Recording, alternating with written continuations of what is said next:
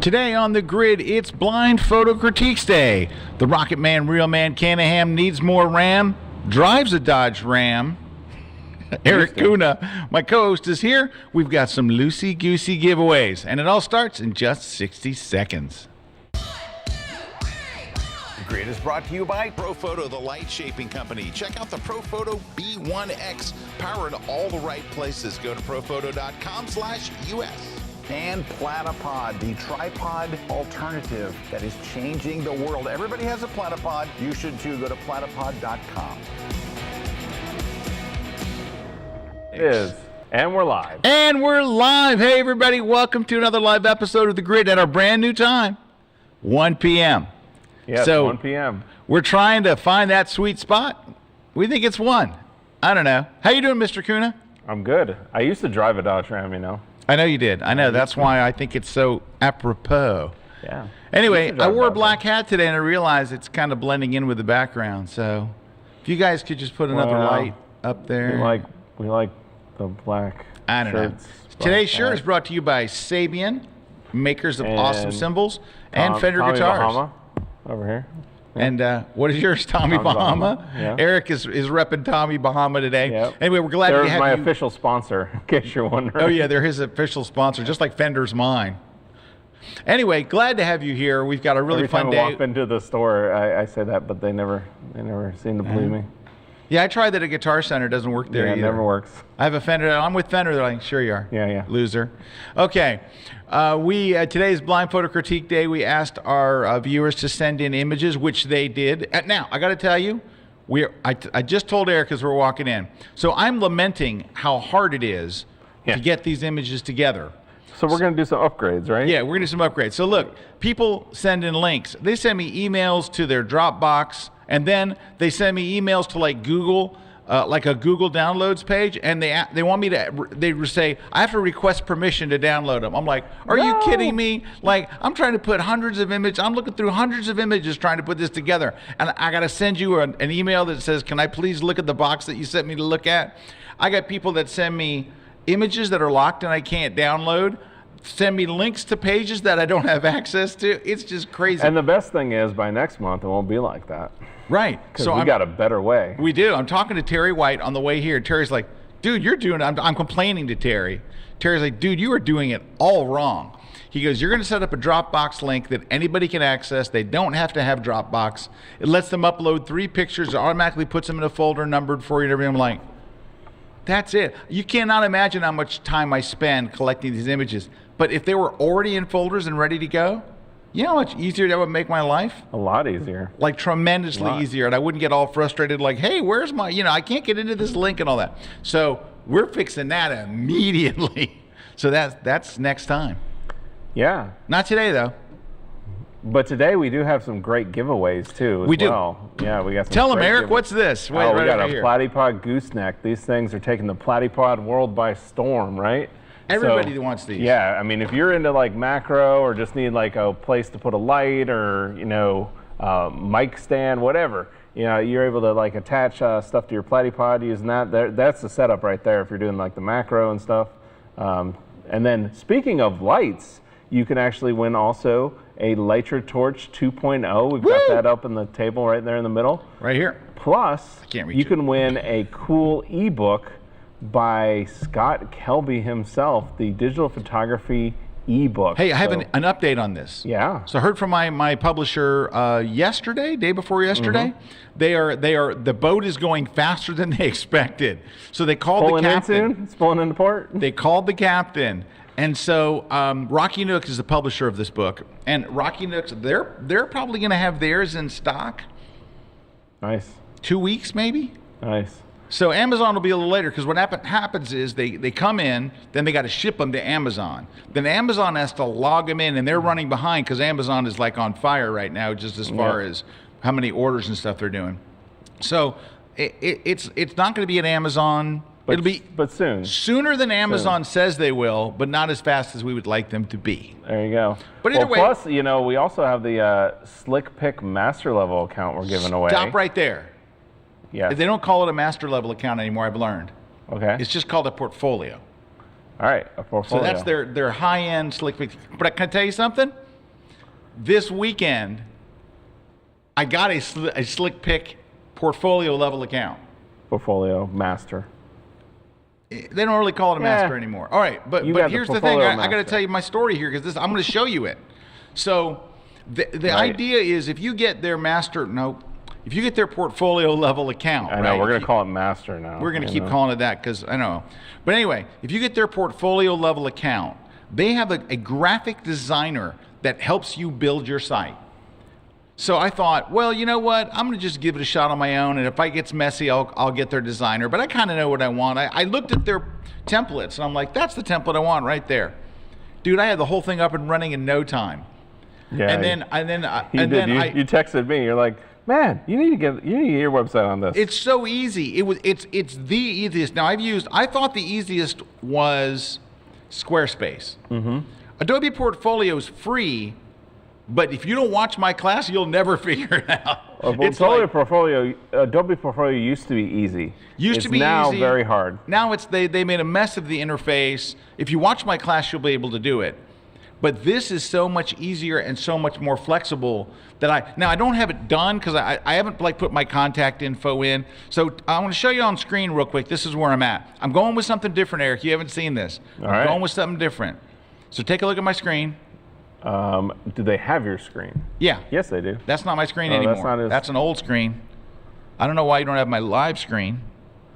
Could be we had a little bit of a glitch right before the Florida weather. So the power went out. Right. Yes, the Florida weather. We had a power outage in the whole building about 3 minutes before we went live. I'm relaunching my thing here. All right. See if it's working now. No, it's still. Well, it looks bad old. too. It looks all crunchy. Might need to go reconnect to it in the control room. I did. No, they might need to. Oh, okay. So we're going to. I'm going to show you this in a minute because I'm doing something very different. It's very different for me. Mm-hmm.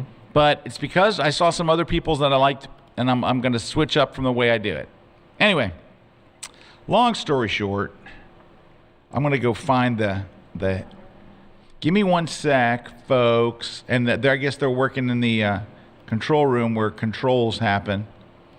Let me go click on my Facebook page because when I was doing it this weekend, I was so excited because it was like so much easier than I was expecting, and I knew it would be easy. But all right, there's my. All right. Okay. Do you see my screen? Anybody? I don't think so. Not yet. Well, I try to reconnect it again. All right, let's do this. Let's take a short break. Okay. Let's take a break. We'll get this stuff figured out because if we can't see my screen, we can't do the blind critiques. It's going to be kind of a. So I'm probably going to restart my machine, and they'll restart their machine. The power outage wasn't good. I mean, literally, we're sitting here just talking. Boom, everything goes out like 3 minutes before we're supposed to air. So little by little, it all came back up. We're going to do this stuff, and we'll be back. Don't go away. Intently watch these sponsor commercials. Intently. Go. For the landscape photographer, the camera is more than a piece of technology. It's more than a collection of dials and buttons and glass. It's our storytelling tool. It's how we get our vision, our voice out into the world. We are visual storytellers, and capturing images of natural beauty connects us to the environment in a very special way. For that 1/60th of a second, we now carry that image with us, and it bonds us to it. When we share that image, we're sharing something very personal, very intimate. We're letting the viewer experience that moment with us. Like when we see the first light kiss the peaks of the mountains, or that still mirror-like reflection on the water on that crisp winter morning right before dawn. It's a feeling you take with you always. Making great landscape photos, images that are truly remarkable, it's more than just taking a picture. It's a craft, one that's passed down from the great landscape storytellers themselves.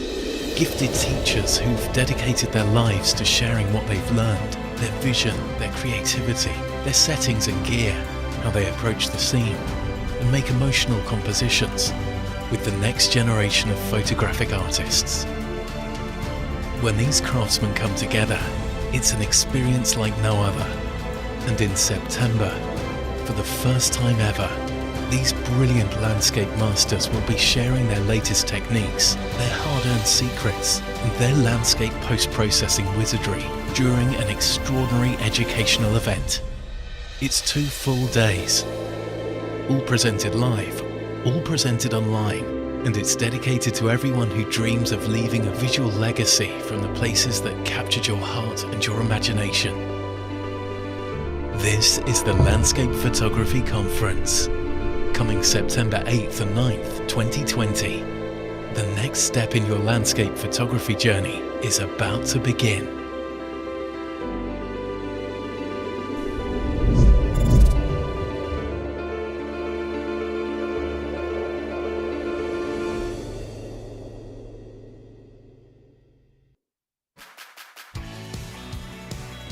Hello everyone, I'm really excited about my brand new class, How to Automate Photoshop.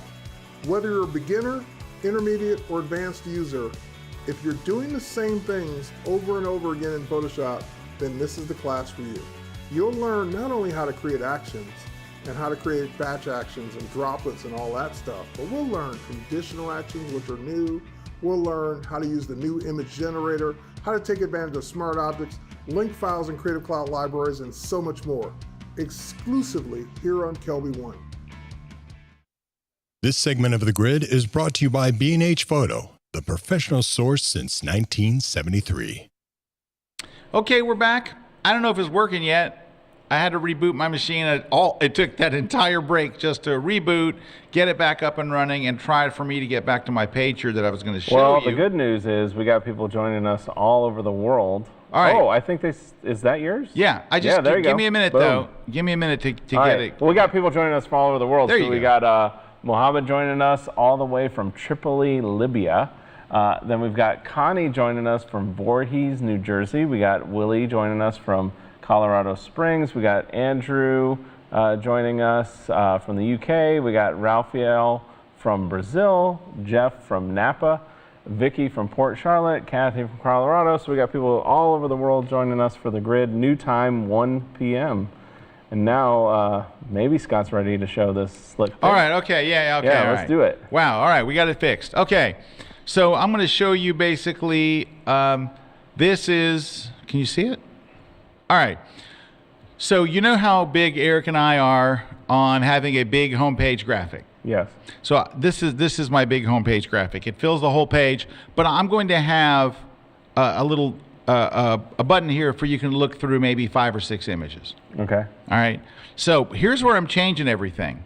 So I do want to have the big impact at first with really big images. But if you go to my portfolio, you see a little pop-up screen comes, and this is what I'm changing. When you click on a portfolio, I'm going to show you very large thumbnails. So they're pretty big. Now, I have too many here, which is another thing. I have to get it down to around 24. I think I have like 35 here. Right. So there are too many photos here. So I've got to get through. I got to get in here and get rid of some. So that's going to happen like within the next day or so. So that's why I haven't published it yet, because there's still some things that. But if you click on any one of these photos, then you get a very nice wide view, and look at the arrows to move are very prominent. Like it's very easy to see them and just whip through them. So that's kind of where I'm at with what we're doing with this. But it's very nicely done. You can see a preview on your phone or your tablet, what it would look like here. So that's where I'm at, just literally working on. That's awesome. Like that, I got to get the contact page going and stuff, you know. And you know what's really cool about it is that if you're watching The Grid, Kelby One, we have a 50% off code or page for that. So if you go to slickpick.com/Kelby One, you can get 50% off SlickPick. So, you know, and I savings. thought maybe I should do a class to teach people how to do it. But honestly, and then you're like, it's so easy. Yeah, like you go there and you pick a template, and the template's kind of set up. Well, that was the thing with our Adobe Portfolio. At first, we were saying that about Adobe Portfolio, and then we got to the point where it's like, no, we got to make a class on it. Yeah, they show you a template, but then you click on it, and it's an empty page. Yeah. And you have to figure out, well, how did they get that look? Yeah. And what Adobe might tell you in defense is, oh, well, ours is completely, you know, you can make it any way you want. But why did I choose this template? I want it to look like this. that. So on Slick Pick, they showed which template do you want. I went, ooh, that's just what I want right there. And then it goes, upload your photos. Upload. Okay. And it goes, and it looks just like it looked. And I'm like, that's what I want. That's it. That's it. There you and go. so anyway, I sent them a note. They actually sent me a note and said, hey, if you need any help, I'm like, I'm done. I'm like, I don't need any help. Yeah, the only thing you need help with is probably one of the things that we should focus on as a photographer rather than building a WordPress page or building some server is culling down our images to the right amount of images. That's what we should spend our time doing. Yes. Not building a back-end website with uploads and forms and all this stuff. Yeah, it's all that part's done. The hard part is literally I got to get every category down to like 24 images, and that's hard. Honestly, if I was really, I'd be better off to get it to 20. Yeah. So we'll see how it goes. But anyway, I'll make it live, and I'll let you guys know, of course, when. All right, you ready to look at some pictures? Critiques. Yeah, let's do it. Line critiques. Let's go. Let's go. Unfortunately, my bridge, everything closed, so I have to kind of everything. So give me just a second here while it's popping up. Okay. Let me see if I can get this to open here. It is the bridge, so it's a 50-50 chance if it's ever going to open. All right, hang on. Hey, 60% of the time it works every time. Oh, hang on. I didn't mean to open that. 1 second. I'm just kind of struggling here today. Here we go. All right, let's start off. We got some automotive pictures. All right, here's number 1. And number 2. And number 3. So technically, yeah, definitely mastering the panning effect, doing the right stuff, which is keeping the car sharp, getting the wheels spinning, getting the background moving. It's possible it was even done in post, but I don't think so. Here's why. You know why I don't think it was done in post, Eric? Look at the lens flare down here. It's like not messed up. That lens flare isn't like moving. You know, same thing here. I mean, if I was going to be picky technical-wise, I would say use a slower shutter speed so that background. Try to push it a little farther. Yeah, push it a little further. And this one's kind of interesting. It's just kind of artistic. But here's what I would say, and they're all technically okay, but the images, they're all okay. They're all right. They're not like, dude, what a killer shot. They're like, oh, that's okay. That's all right. That's kind of cool. That's my favorite of the 3. If they're drawn to this style of images, you've got a good base foundation for doing them, right? Yes. Now you just got to put yourself in more interesting settings and subjects and things to kind of make it more interesting. I mean, I think the one in the middle with the car, like the classic car, probably had the most. I mean, it but had you know potential. What? Right, but look at the paint job. It's a very flat-looking, dull. Like all of the images are kind of. You got like a Volkswagen Golf here, a Jetta or something.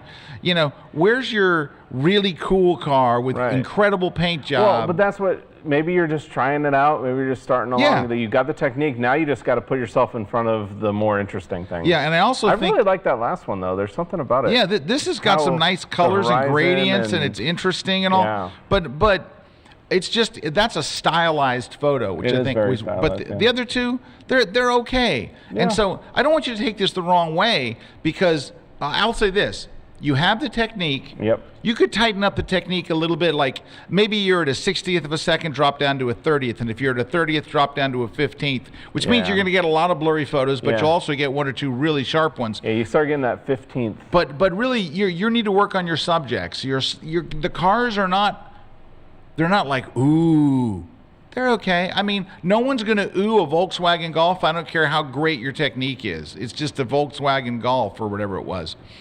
It's just better it's technically executed. So the nice part about that is you've got that foundation to where when you get in front of the Lamborghini, you'll be able to nail it. Yes. Because that's what some people do. You got to think the other side of it. We'll get images from people that are shooting a Lamborghini that looks absolutely wrong because they don't have the technical experience. They're shooting at a car show. And you want to gain that technical experience. You don't want to go cut your teeth on something that's like, that was the image I really needed to do a year from now.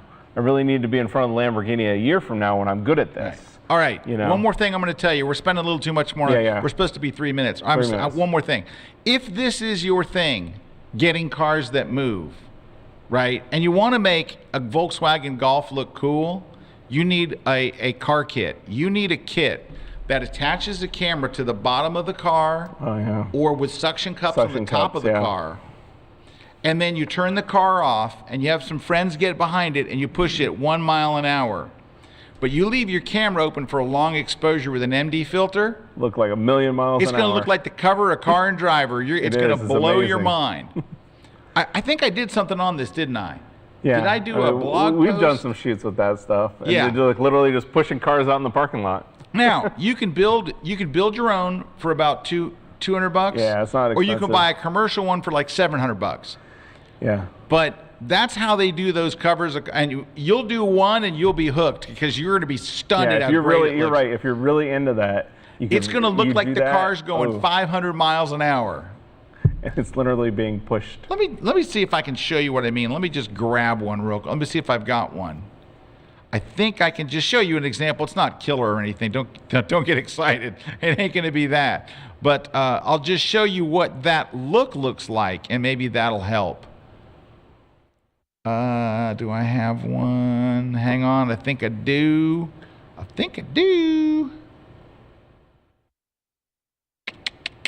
Don't move, don't breathe, don't make a sound. Okay. I won't. Yeah, here's Eric's car. Well, it was. Well, that was my car. That was a friend's that I borrowed for that shoot. Not mine. Look, Eric's got all the money in the world. No. All right. See the tires are hauling butt. Everything's hauling butt. That's going like 6 inches a minute. You can see Eric's head in the car still. We probably went a foot, right? Maybe. I mean, we started rolling it. This is out in front of our offices in the parking that's our lot. offices in the parking lot. The Well, you can see like the car is super sharp, but the wheel, everything looks like it's like spinning around the corner. That's the idea. So if you want to take this to the next level, that's where you go. All right. But so you're on the right track. That was cool. And you may be one of the people that are the closest to getting to where you want to be with just saying, I got to find cooler cars. All right. And so I would start by calling Erik.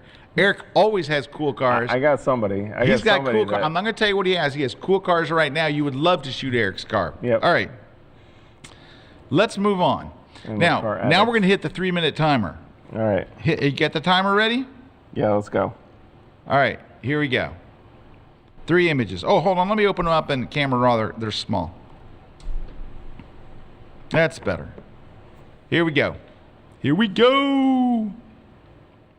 1. Well, this is not going to be a blind critique. She put I know who shot this. Yeah, put her. All right. Let me just say this. You got this. Yeah. You got this. These are beautiful. Mm-hmm.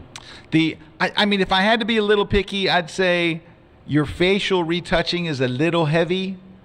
Like if you could back off 30%, they would look more natural and still look really good. Like the skin's a little too soft. Yeah, a little too soft. But I'm being nitpicky. These are beautiful shots. You're nailing the lighting, the posing, the locations. You're down low. I have noticed people like going far with that though now. Like even people like the look of it like themselves. Like it's easy to overdo your own. Dude, if I retouch me, you wouldn't even know it's me. It looks more like George Clooney when I'm done. All right. Very nice shot. And look at her low angle. She's got to be the photographer. Karen has got to be. Karen, she's when she's not talking to the manager, she's down low. Oh, please, come on. Come on. Let's go to the next one. Come on. Come on. Oh, yeah, it's great. Look at the colors. And the nice lighting. Everything's flattering. You know, I might go a little closer on this one. You know, because I mean the subject is her. Yeah. I think you could let me just do it while we're talking. I think you could crop this a little closer and still get away with I don't need as much of the foreground. I think you could probably go to there and still get the same feel, but you're a little more on the subject. You still got the clouds, you still got the mountain ridge, you know. And then the third one, let me back off. We're early and close. Yeah, sorry, unfortunate Zoom. Really nice. I mean, look how nice and smooth the lighting is, you know, and you got some shadows on the opposite side of her face. Yeah, I mean, you got this down. The only thing that happened on that one is I went to a leaf by her foot. There's a leaf by her foot. Oh, right there. Yeah, you can get rid of the leaf. It. You know what else I might do? I might go to the effects panel and add a little bit vignette of, well, wait a minute. Is this, yeah. They're down here. No, I guess that's it. A little bit of vignetting on the edges, not that much. Just a tiny bit on the edges, just a little bit. Kind of pull you and in. I'll show you, it's just that little bit to just pull your eye away from the edges aren't helping you any. Man, this thing's, look at that. I hit before and it blinks. It's weird. Okay. Yeah. Thanks, Adobe. Okay. Anyway, good job. You're rocking it. I mean, you know, I'm sure you know that.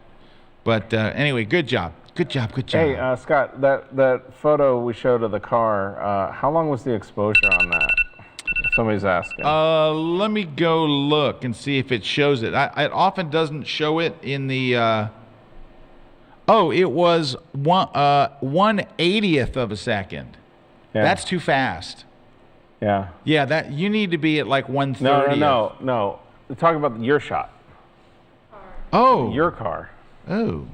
That was seconds. Well, let's go see, shall we? Might take me 45 minutes to find it. Hang on. No, I know where it's at now. Yeah, because that one was not 1/80th. And that's where, if you could get down to 1/15th, that's where it would be really money. Even 1/30th. That was 2.5, almost 3 seconds. Yeah, 3 seconds. Yeah. 2.5 seconds, almost 3 seconds. Yeah. So what you do is literally you get friends on the other side of the car. You can't have the engine on. You can't have any movement. The whole key is to minimize. You want the camera's on a pole, literally. So picture 2 suction cups, a pole on the front of the car, the underside of the car. I like the underside of the car because it's magnetic. You can go pop it under. It comes out. And then once you take the shot, you have to go in and clone it out. But it's super easy to get rid of. It's like shockingly easy because your background's a mess. Yeah, it's blurred. The car has nice, easy lines to fix. Yeah, and if you're like a mechanically inclined, you could probably make one very easy. No, dude, there's a million. They're called car rigs is what they're called. Yeah, but I'm saying it's you a can car make one rig. Cheap. Yeah, cheap. Yeah, and probably less. Let me holes. I mean, it's really very Let me see if I've got I think I did a thing on it. But the principle basically being the car is moving in the same perspective plane and speed as the camera, so then that's in focus, but then everything else is blurred out because it's not. So. Yeah, but you can spend as much money as you want on them. I'm trying to. Yeah, it's really simple. I did a thing on it, and I don't quite know where it's at. I'll have to do a little digging. Yep. But I did a car rig demo, like a post about it, and I showed the before and after pictures and all. Hang on, I bet I have it. I bet I bloody have it. Well, we could probably. I don't know if we want to do another one or take a break, and maybe we could take a break and. Wait. No. Yeah, we'll do it on the break. I'll go look on the break. At break time, I shall look. I was trying to see if I had any pictures with it, where you could see it. No, all my pictures are kind of done. All right, so let's move on. Let's get another picture and let's do what we're going to do. All right, hit the 3-minute timer. Got it. And let me open these images right here. Okay, here we go. Yeah, that's a flash. I'd say you're 1 out of 3. This one. That's a reflector. This is bad. Yeah. This is a mess. Now she's got a nice smile. She seems like a nice person. You captured her fine, but it looks like you got car headlights aiming at her. Yeah. This is the most unflattering, awful lighting. Well, you got all the hot spots too. You got a hot you spot got on the hot spots collarbone, on her a hot spot collar. on the cheek, on the nose, on the lips. You don't want her wearing a white shirt hot anyway. It makes it hard unless you're doing a whole family at the beach at sunset or something. It kind of makes it hard. this is just everything bad happening lighting wise. Don't do this. Don't do this. Right. Don't do this at all. Now, let's move on. This is not as bad. I think that I don't want to see all this. Stepping in the right direction. Yeah, this all needs to go. So your top crop is good. Your top crop is good, right? Her head and all that is well done. But you need to probably go this way and get rid of all that stuff. So it's that, right? Just seeing that little bit of top just looks funky. The skin tone isn't good. It's a funky skin tone. Your background's too in focus. It's a little out of focus. You shot it at f1.8, but okay, here's your first problem. You're using a 50 millimeter. Get off that 50 millimeter.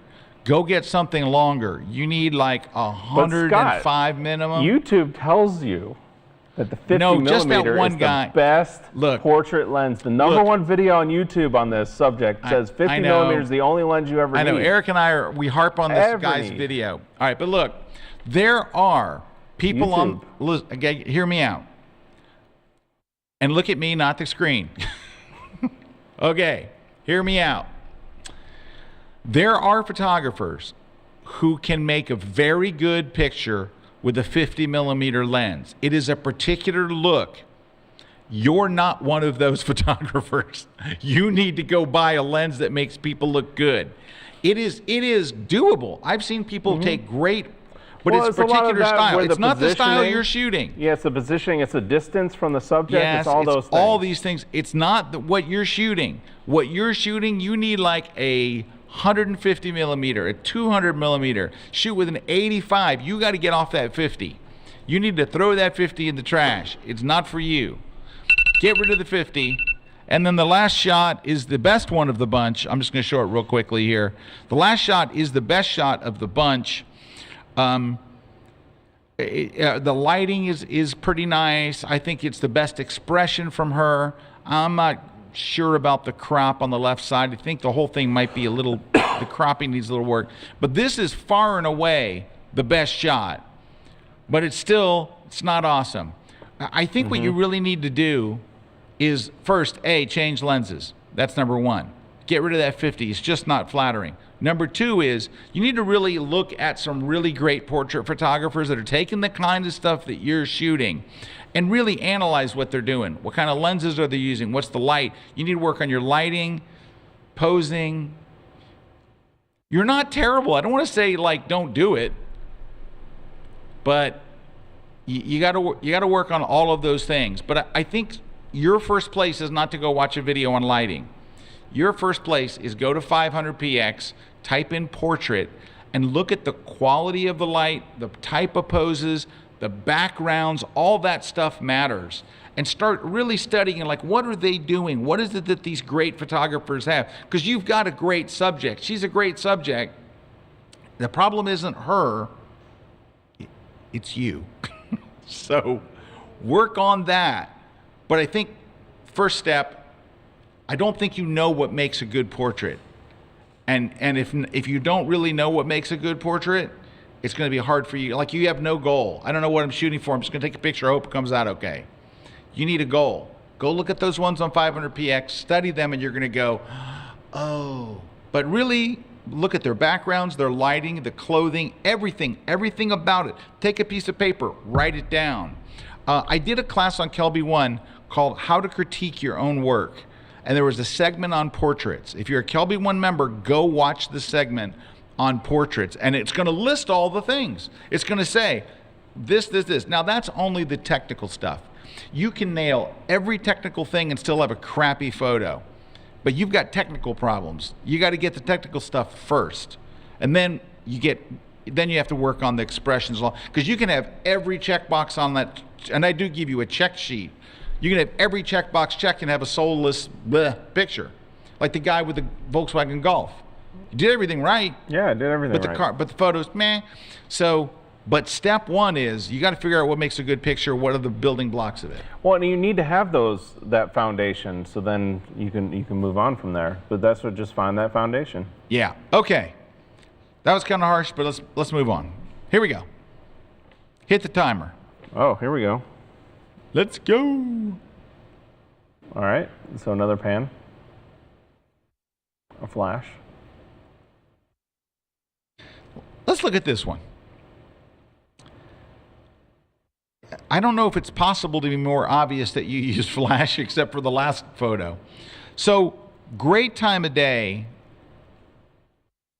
The photo's crooked. Look at the horizon line. The ocean is tipping. Yeah. All right, so that's like... It's the blending of the flash with the ambient light. It's We're not just way blending. off. It's not blending, which is an issue. All Yeah, right, let's it's get the just way horizon off. line kind of straight-ish first. Number two is it's your highlights are way too bright. It's just it's overlit. Right. All you needed to do to make this awesome was turn the flash down. You could also have made the flash a little softer. Yeah. Now, I think you want him to look sweaty and shiny. That's where it's all the balance. You could have turned the flash down. You could have let in more ambient light. Yeah, but then you've got a bunch of other weird things. What's this blue line? What's this pole over here? Well, because those things are going to really come out when you do that harsh light. You got to clean up all that stuff. You got to get rid of this stuff. But you could have, you have the basis of a pretty cool shot but I think you actually shot it maybe a little too late, like maybe 15 minutes before. It's just a little too dark. What are the settings? Right, that's super sunset. Like the sun's gone. 17 The color's nice behind him, but you know what? When the thing that looks great isn't your subject, that's not good. That's not a great thing. All right. That being said, let's go look at the other ones. This is nice. It's nice. Would you like to see a slower shutter speed, Mr. Kuna? Yeah, probably always. But again, at least you're doing the technique right. Technique's at least right. You got it right, and actually, it's getting to that look point. at the water coming up. Where is that one? That one's what's the settings on that? What's the settings? Yeah. Let's see. 1/30th? A 30th of a second. Yeah, I would. That's better. Much better. So we were at 80th. Now we went down to a 30th. You can see more blur. Let's try 15th. 1/10th. That's where we want to be. Yeah. Get a little slower. You'll really get that water looking good. But still, that's a good shot. But again, you got the foundation. Yep. This looks like a drone shot. I like it. Yeah. It's cute. This would look great on Facebook. Yeah, or it'd be a good picture on the wall. Instagram. If it was family picture. Yeah. I mean, it's interesting. Yeah. It is kind of interesting. All right. So not bad. Not bad. All right. Here we go. Let's see what we got. Are you starting the timer? Oh, I got to cancel that one. Start.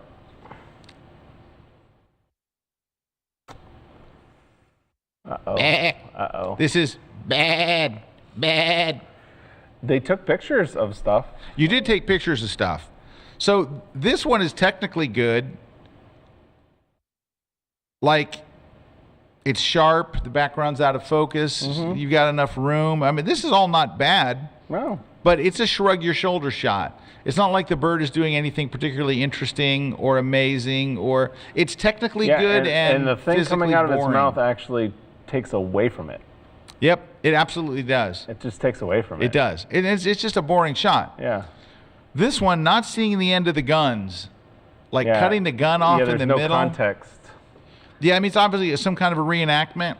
Now, it would be interesting maybe if you were in closer, too. Yeah, either farther away or closer. It's kind of just that weird middle ground where you've got nothing. Hey, Eric, I think you're on to something. You just got nothing. What if? Yeah, there's nothing here. What if? You're kind of in this weird middle ground. Yeah, really coming in weirdly close. Because there's these explosions going on. See, if that were sharp, that's a much more interesting image, I think. Yes. Than the other one. Yes. It's not killer because it's not like there's a great expression in his face. No, but that's the point with this image. And it's kind of like that with the bird, too. It's not close enough. It's not far enough away. It's kind of in this middle ground where, again, with that, this is just bad. It's just an animal. Yeah, it's like a ram or something, just looking straight at you, not doing anything, just what happens if you come in close, or even if you came in close, you'd have to come in so close to make this interesting. It'd just be now, if it were two rams fighting, if it was, it's just Literally, yep, that's a ram. That's a ram. Like if you went to Wikipedia, this would be the photo that would say this is a ram, if that's what it is. It's not a sheep, right? Yeah. Still bad. Just also- bad. it's Bad, also- bad Yeah. photo. It's just bad. All right, so we gotta. Sorry. You know, you're Gotta. all right. Are the photos properly exposed? Yes. So it's really mostly That usually is never the problem. Right. It's never the camera, It's not the the camera. exposure, the lens. it's composition and it's interesting. It's You interesting. okay? The bird. You got to get the bird doing something interesting. We know that's boring. The reenactors. I think they could get a good shot there, Yeah, they could have. but Since they were and in the a weird ram. middle ground. Forget the ram. And the forget ram was the just ram. kind of just an animal standing out in the field, not Forget, doing yeah, anything. animal standing in a interesting. field. That's going to get a wow. So that's the thing. Anybody look at that ram and go, wow, how did you get that? Oh, it was at a farm, and there was a ram standing there. Sorry, I dozed off. All right. Coming up next, we have more images. We have giveaways. By the way, Eric, real quick, tell them how to enter the giveaway. Yeah, it's really easy. So all you do is wherever you're watching, just add us a comment. Just comment, ask a question, whatever you want to do, you're automatically entered. Also, if you want to just tell us what you want to win. So if you want to win the gooseneck or the Lighter Torch or the ebook or the slick pick, just tell us what you want to win, and we'll pick a random person who comments, and you'll win the prize. It's totally random. That's it. Random. All right. That's coming up next. we do. Don't go away. Is the tripod dead? Sure, a tripod works for basic shots, but who wants to be basic? You don't need basic, you need blockbuster. And that's a job for a platypod.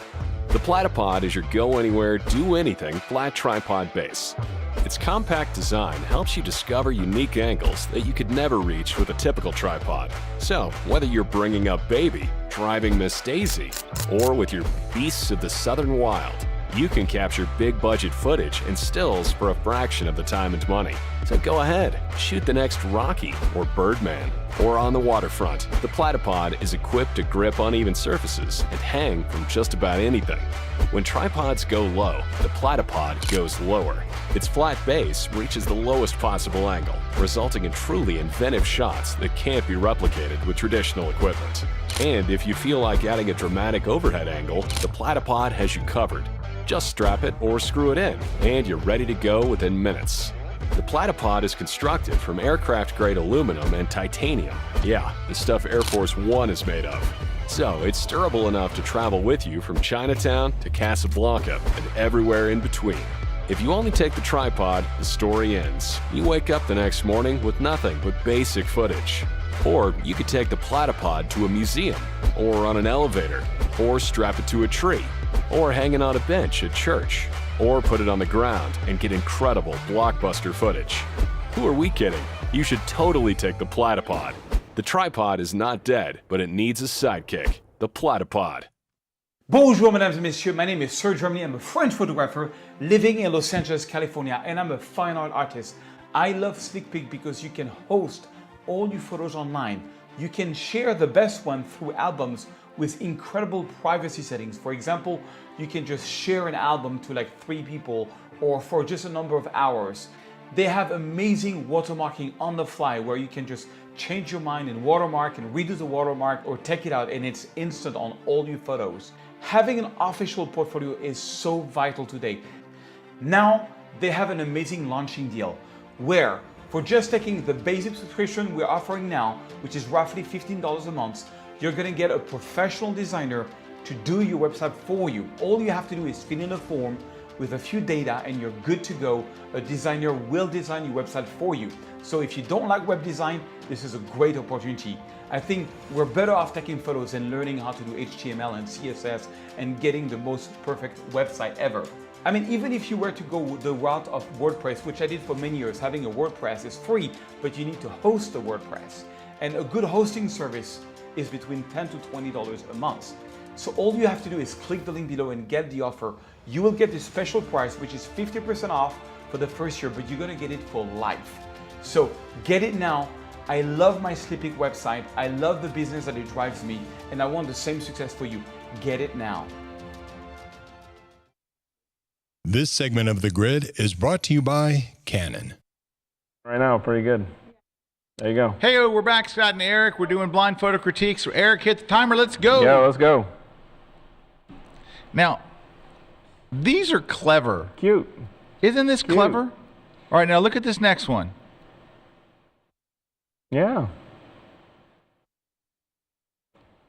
Now, this has to be a composite, right, Eric? I don't know. You think they got a Buzz Lightyear that size, bigger, like 5 feet tall? Here's the thing. I don't know, so that means it's good. Yeah, I got to think it's a composite. It does seem like it would be. This is really cute. That's just, You know what? it's clever. So they have technically all the right stuff, right? And great lighting. But what they're doing is that next level stuff. So they're adding in gesture, and they're adding in that other interesting elements to the photo that make it a great photo. Yeah, it's a creativity thing. Yeah, that creativity, yeah. Now, I mean, I could be a little picky here and say, oh, you're cutting off Buzz's arm, and that's not awesome. Yeah. And you could have gone a little wider on it and the stuff. Shadows falling on But the these face. are such great photos, and the little boy looks so enamored with Buzz. Oh, yeah. This is my favorite, These though. are very creative. Like, I love that one. The way they're all looking in on the baby, like, hey, look how awesome, it's a baby. And I love the way Mr. Potato Head is a little out of focus. Yes, that's a time when it's good. Yeah, these are really nicely done. I mean, these are family photos, but they're like, these are keepers. These are like frame them, Yeah, these put are them on the the ones wall, that go up on give your them wall, as family gifts, photos. send them as postcards. These are very nicely done. I All applaud around, great job. their creativity Yeah. and photography. All around, It's great all. job. You're doing everything. You're doing the normal technical stuff and then the creative stuff. All right, let's take a look at the next one. Hit 3 minutes. Hit it. Cancel. See if Start. I can make these a little bigger. Hang on. Hey, it's a little bigger. All right. Get rid of this film There's the strip here. sunset. There's another one. And Okay, another one. so here's the thing. You got 3 shots that are all technically correct. They're composed correctly. You're shooting at exactly the right time of day, and they're all okay. And so this is what I think. I think you are much better than the photos that you're taking, because I can see that you know what you're doing. But like, let's take a look at this picture. It's not bad. But it's not Yosemite at dawn. It's not a lake in Canada. It's okay. All of these pictures, this one you got a radar dish on the roof, and so you got to clean up some of that crap, and there's something in front of the sun over there and all. But you're trying to make the right type of photos. So I think that you are actually way better than these photos show. You might just need to put yourself in more interesting I think you settings. got to find more interesting places. Take the exact skills that you have, the exact techniques that you're using, the same camera, the same film, everything. You got the right stuff. You're very, very promising. It's just like there's some rocks in the sun in the background. You know what I mean? It's like they're just not quite that. And this is nicely done, but it's just meh. It's like you've got good clouds, you've got nice reflection, you got the right f-stop on the get the little star brights, and the sun's right in the right place. You've got a foreground, a middle ground, a background, a good sky, good color, good post-processing. It's just not a great picture. But that's not really 100% your fault. It's 50% your fault. This is an okay place. Take your exact skills and everything else and put you in front of a great landscape, and Eric and I would be going, you're incredible, you're awesome. Yeah. That's how close you are to getting there. You're that close. You've got everything you need but the right location. That's it. Yep. So There good we go. job. You know what to do next. All right. Let's move on, shall we? Next. All right.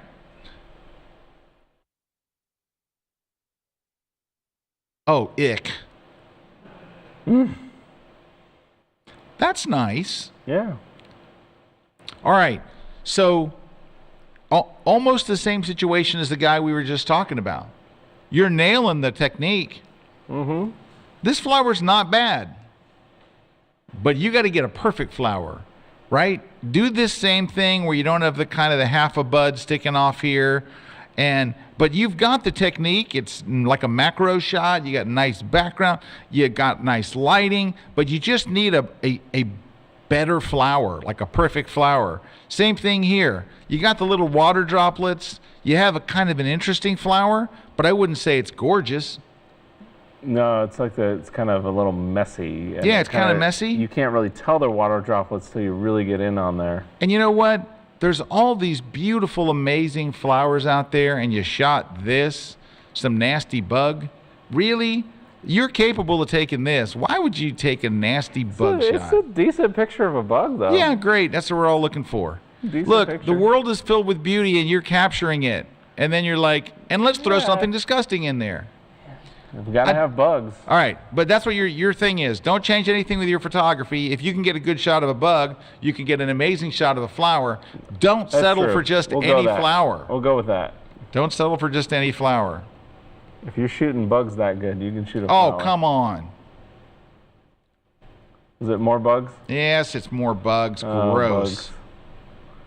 It's flies Oh, boy. and some disgusting other thing.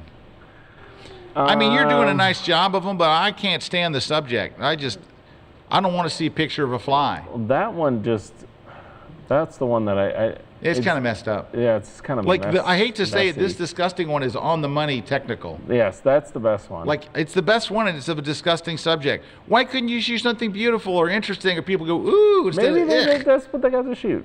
I know it's maybe. disgusting. It's a fly. It's a fly. We, That is a we fly. avoid these like the plague. They bring the plague. they're awful. I don't know. You know what, Eric? There's a I'm reason. not a Shoot good fly judge. don't bother me. I can't. It bothers the hell out of me. I can't stand them. You do the critique.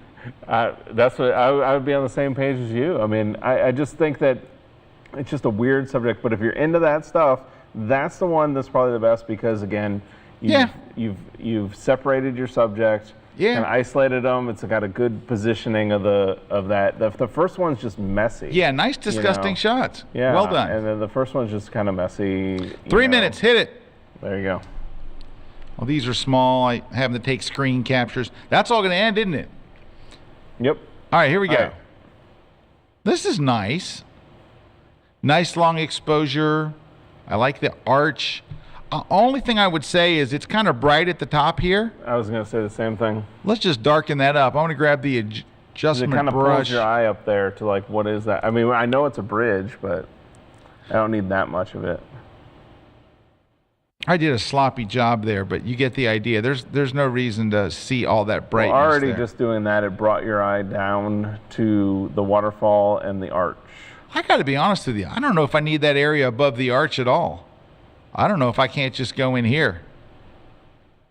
Probably makes it stronger in that you're wondering what it is then. Yeah, I kind of like that. You're bringing the subject closer. You don't need that space above the bridge. I don't know. I like that one better. Yeah, but I mean, that's just nitpicky. It's nicely And done. it's a long exposure. So the second shot and the third shot, you know what it is? It's the same thing of the other guy's landscape photos. You're doing them right, and your post-processing is good, and they're just boring shots. Now, I'm sure that if you were standing there, that it was a beautiful day and it was fun and all that kind of stuff. I wasn't there. I can only judge the image based on what it is. Yep. It's not great light, and it's just a bunch of rocks. Well, and so you were trying to use the bunch of rocks as your prominent foreground element, right? Technically correct. But that's what they were trying to do. But yet it runs into the lake. It also has the same pitch as the mountain, so it all gets lost in the mix, right? And that's where, I mean, you'd have to work that scene a lot more. Plus, like you said, you'd need very interesting light. Yeah, for that and to this, really work. but this isn't really an interesting scene. No, I don't, I mean you're really grasping. You're trying to get something. So you're doing all the right things in all the wrong places. There's a reason that everybody goes to that spot in Yosemite. There's Right, a reason that everybody goes to that spot in Wyoming. Yeah, there's in the reason Alberta, in because Calgary. Everything comes together there. Yeah, it's just they're just not awesome. So camera-wise, yes. And that's all I'm saying. Location-wise, Is if no. you're wanting to do that, and you're gonna have to really play around with that rock formation a lot more than you did. Yeah, and you know what? I travel and take pictures of all kinds of places. that I never share the photos. You know why? Because they look like that. Yeah. You know, and it's not that they're awful, but they're just not great. They're like, well, I was there and I took my camera, I took some pictures. Is this a great landscape location? No. No. All right. Now you're going to see some better landscape locations here. 3 minutes. All right. Grand Canyon. Grand Canyon. I think this is outside of Denver. I think this is a place, I'm not sure. I think it's a place called Garden of the Gods. I could be wrong, but I think it's outside of Denver. Could be. Because I've been there. I went there once, Yeah. and I wasn't crazy about what I got, but I like your pictures better than mine. I will say this. This is totally meh. Yeah, it's the wrong time of day. Wrong time of day. Everything. And Shadow, not highlight. particularly like interesting mountains or anything. That's just kind of forget that one altogether. This is kind of nice, but it's the visitor center shot. The only thing that's saving this shot is that 2 people were stupid enough to climb out on that rock. I was gonna say, yeah, that's it. Dude, people die like every other week out at the Grand Canyon falling off Oh stuff. man, whenever I go out there, I always see stupidity just running Hey, wild. my buddy Jeff Revell and I, by the way, Jeff Revell, excellent Call of Duty player. All right, anyway, so Jeff and I, we play with Terry and all. Back to our story. Are at the Grand Canyon. We're sitting there on a stone, right, at one of these overlooks. Little kid comes and he just jumps and slides. Dude, he is a foot from going over the side of the mountain and dying right in front of us, and Jeff grabbed him. And dude, all of our hearts stopped. And of course, Jeff was very upset, and the dad comes walking over like, oh, what's going on? And Jeff is, your kid almost died. Oh, sorry, I'm sorry. You know, like, no, you don't realize. He didn't, the dad never grasped that his kid was, I'm going to say 2 feet, not a foot, 2 feet this far from instant death. Like literally going it's not off hard the side. there. There's no like. No, the yeah, guardrails it's that not. should be there and the fences that should be There's a lot there. of no guardrails. A you know? lot of no guardrails. And this is at the visitors line. Yeah, Like this is yeah. where everybody's This is where at. All the people cars go. are there. Yep. And you make a mistake and slip in the gravel and you're Oh, yeah. dead. You're dead. Yeah. Dude, I was at Horseshoe Bend with Jeff. No, who was I with? With you. Yeah, Horseshoe Eric Bend, yeah. and I were there. Well, I was the one who had to take your. You're like, can you go put that out there? And I was like, and I was even getting towards the edge. And I was like, oh, that's as far as I'm going. Yeah, I set up my tripod. I aimed my camera. I got everything and all set with a 20-second timer. And I said, Eric, I am not walking out to that edge. If you're going to walk out there, take my tripod. Just hit Yeah, the because button. I was like, I'm I'll going. take what I can I'm get. going. There is no way in hell I'm going out to that edge. But like you said, I mean, there's people hanging their cameras over the edge, leaning over the edge. Dude, And I you're don't, like, there's I don't need a nothing to picture that stop. bad. It's like I'm not on straight assignment for down. National Geographic. I don't know. Nope. I'm like there with Eric having fun. All right. And this last shot is kind of interesting because the light is kind of interesting. It's kind of interesting. But you're in the same boat as a lot of the people that we've seen today. Good camera technique. You know what you're doing, except for this one here that you need to not shoot. Don't shoot that. You got better light here. It's a cloudy day, but it's not sunset. It's getting closer to sunset. This one, I think, wait for better light. But I think it's just, if you want to take great Grand Canyon shots, it's probably not going to come from the visitor center. You almost have to get down in the canyon and shoot You do have up. to get like off the beaten path. You got to a go to little Vegas bit. and you got to do one of those helicopter tours and all that kind of stuff, or get a boat and go down. You know, they have that. It's just, you're going to get I the know a same couple picture dirt roads, a too, if million you people want. have got, all from the same spot. You got it. Takes you about 20, 30. All right, 3 minutes, Eric. Miles. Oh, okay, we'll do one more and then Yep. we're going to take a break. Here we go. 3 shots. Ready? Here we go.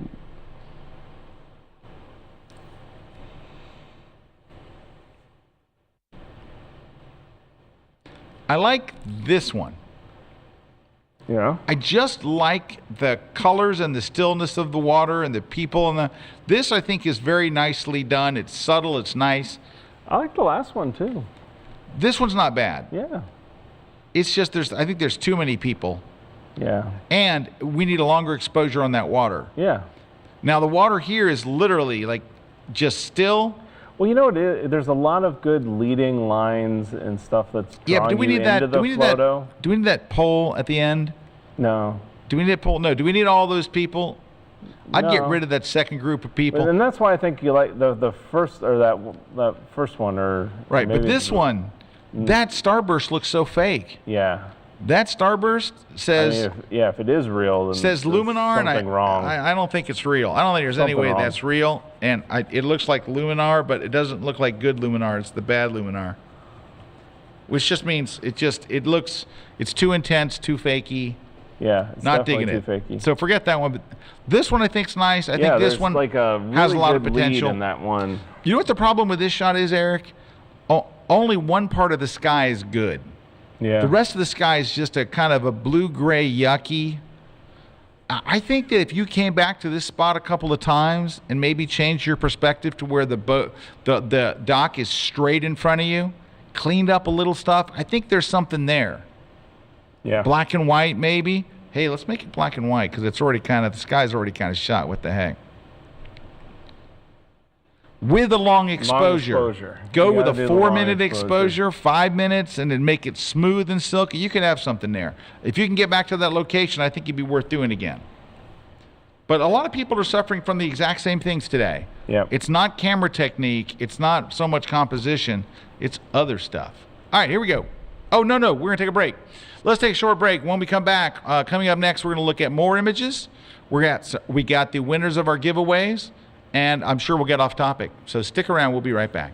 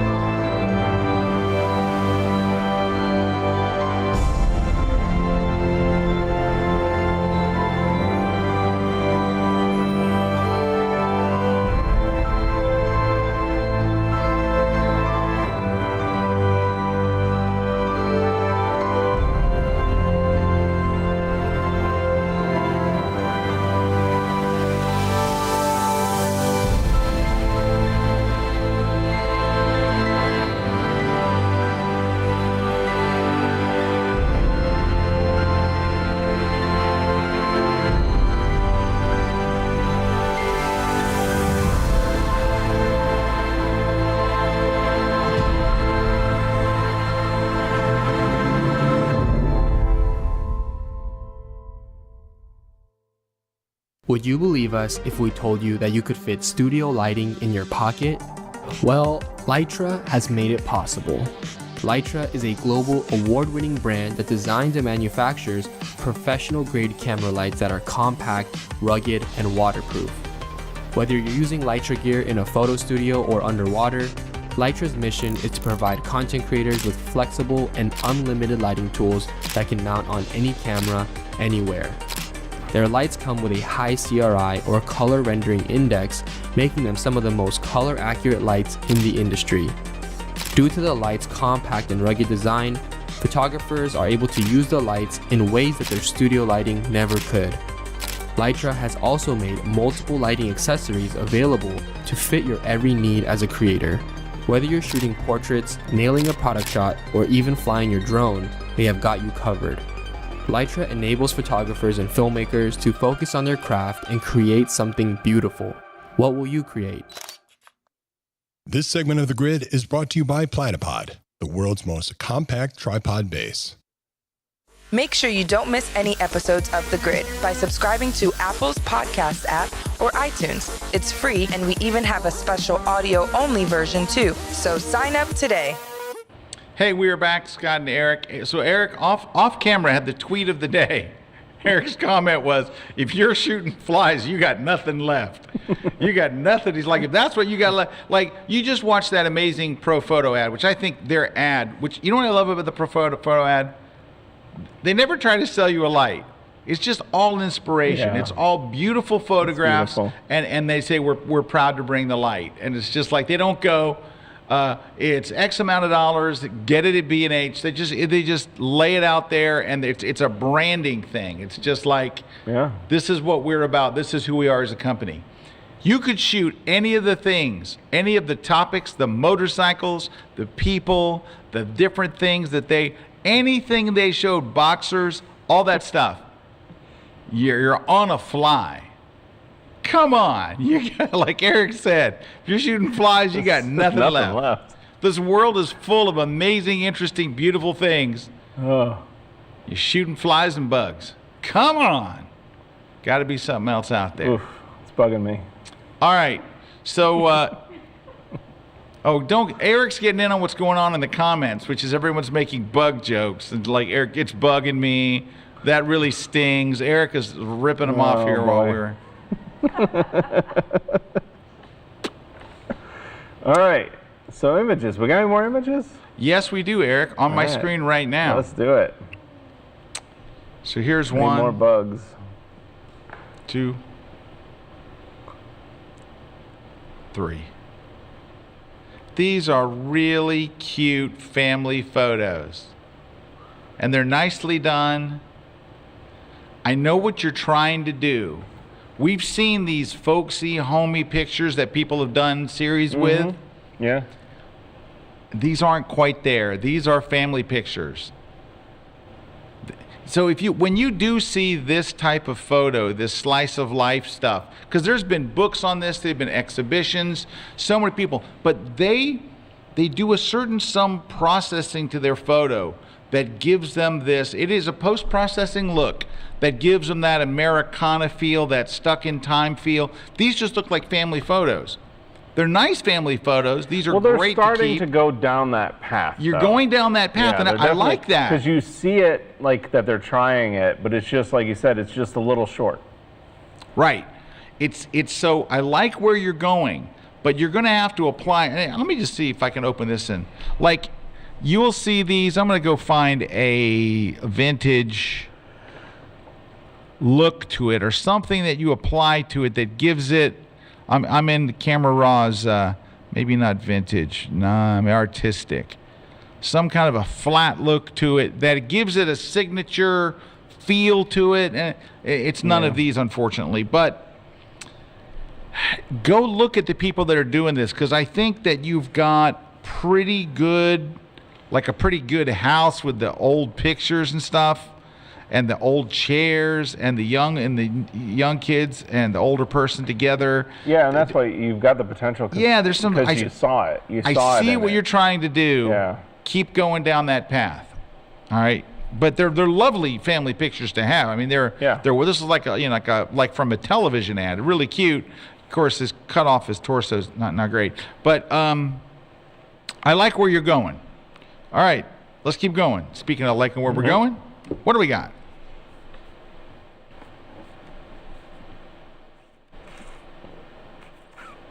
Ooh, all over the place, huh? Yeah. All right. This one's nice. The lighting's nice. The look is okay and all. The only thing I would say is it's a little overdone in the post-processing, the skin retouching. Look, if you're ever going to have a problem with retouching, it's always going to be the same thing. It's not that you didn't do enough. It's always that you did too much.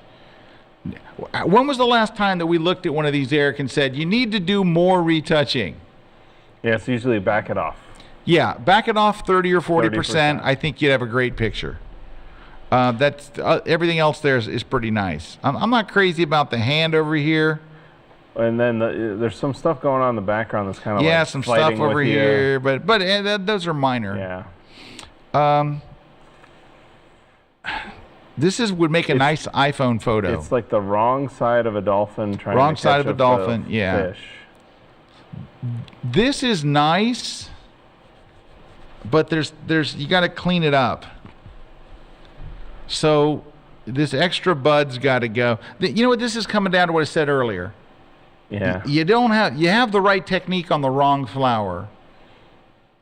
And you could say, well, that was the best one I could find. Well, you need to go out on a different day. You got the lighting's and nice. The lighting's like the flower's not awesome, and there's little stuff attention, around it that's not making it awesome. You could do some retouching and get rid of some stuff that might make it better, but it's kind of you got. But I mean, any problems technically? No. Nope. Usually is not. All right, just a few more. All right, I'm sorry, my phone just said I got a potential spam call. Should I get it? I think we'll be all right. All right, I think we're done. They're just trying to bug you. Which is good because we're 15 minutes over anyway. That was the last one I have.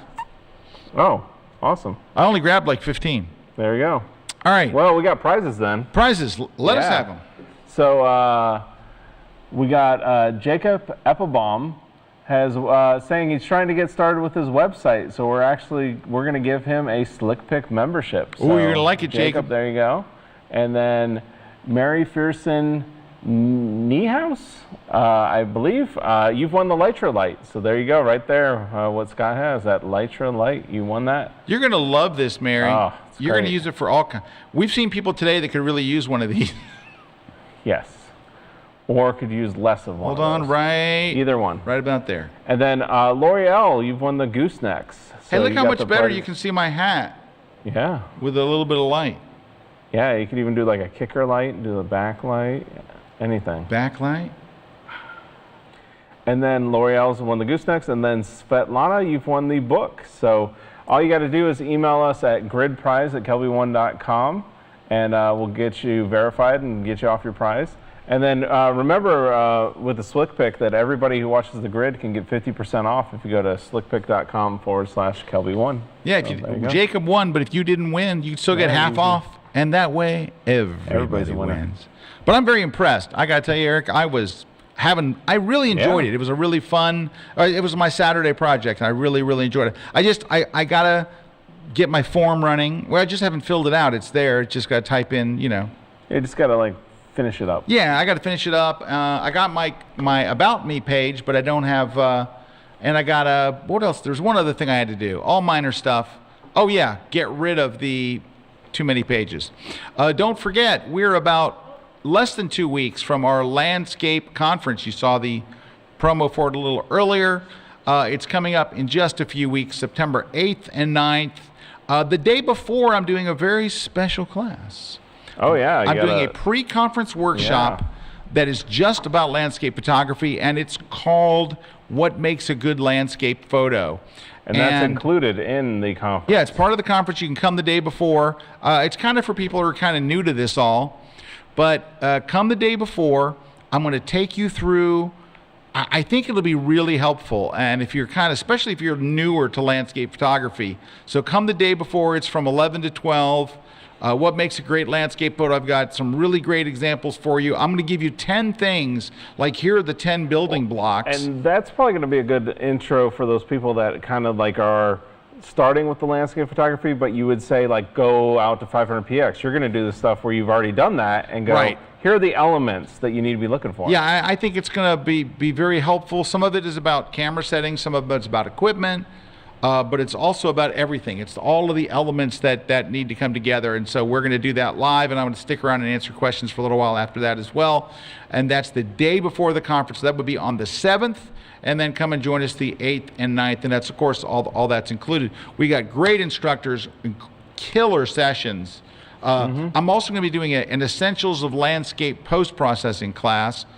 We've got Rampton Kazami doing an advanced landscape post-processing. His advanced landscape stuff is really good. So wherever you are in your journey, we've got stuff for you. I hope you'll join us. Yeah, and the great thing about it too is that even if you can't join us on one of those days or both of the days, everything is recorded. So that's you right, get it's access archived to it afterwards. So even if you can't come Monday or Tuesday or miss this class or that class, you always have access to it.